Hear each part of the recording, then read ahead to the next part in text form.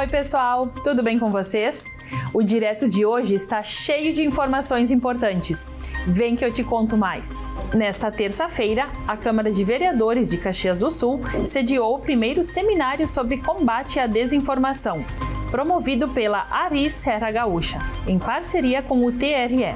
A Associação Rio-Grandense de Imprensa realizou o encontro, que contou com a participação dos candidatos à Prefeitura de Caxias, além do chefe do cartório eleitoral de Caxias do Sul, Edson Borowski, que explanou sobre a importância da checagem das informações. Quero te contar também que nesta quarta teve homenagem aos 60 anos da Escola Estadual de Ensino Médio Érico Veríssimo, aqui na Câmara de Vereadores.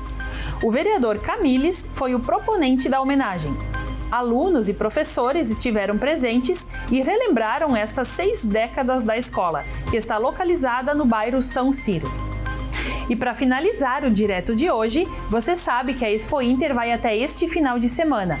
E sabia que tem agroindústria caxiense nos representando por lá? Além de animais como cavalos, ovelhas e gado bovino, a produção agrícola caxiense também estará representada na Expo Inter 2024 por agroindústrias familiares e pela meliponicultura, que é a criação de abelhas sem ferrão. Segundo a Inspetoria de Defesa Agropecuária, a meliponicultura vem crescendo na região e o segmento se encontra bem estruturado em Caxias do Sul.